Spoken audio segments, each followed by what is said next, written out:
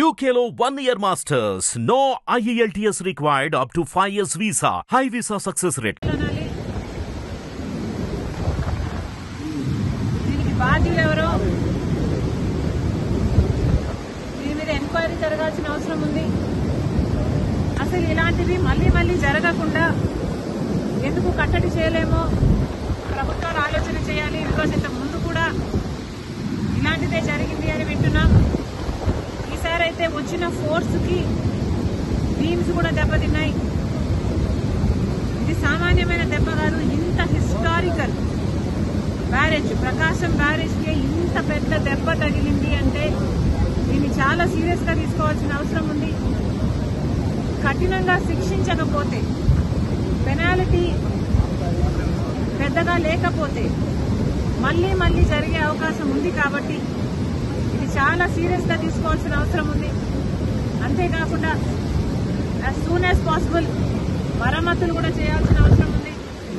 గత ప్రభుత్వం, జగన్మోహన్ రెడ్డి గారి ప్రభుత్వం కనీసం ఎన్నో ప్రాజెక్టులకు కనీసం యాన్యువల్ మెయింటెనెన్స్ కూడా చేయలేదు.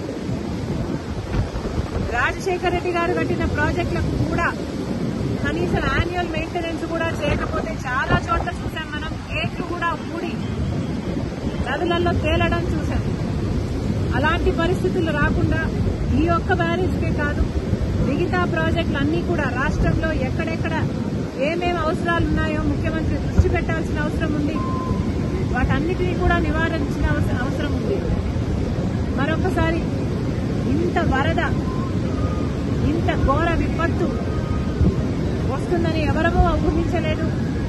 కానీ రెయినీ సీజన్ అంటేనే రెయిన్స్ వచ్చే సీజన్ కాబట్టి వీలైనంత వరకు ప్రికాషనరీగా ముందే ప్రభుత్వాలు, అధికారులు ఆలోచన చేసి డ్యామేజ్ కంట్రోల్ మోడ్లోనే రెయినీ సీజన్ మొదలు నుంచి ఉండాలని కాంగ్రెస్ పార్టీ కోరుతుంది.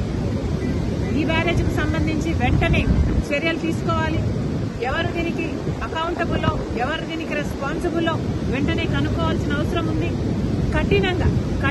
కఠినంగా శిక్షించాల్సిన అవసరం ఉంది. ఎందుకంటే ఇది మళ్ళీ రిపీట్ కాకూడదు కాబట్టి.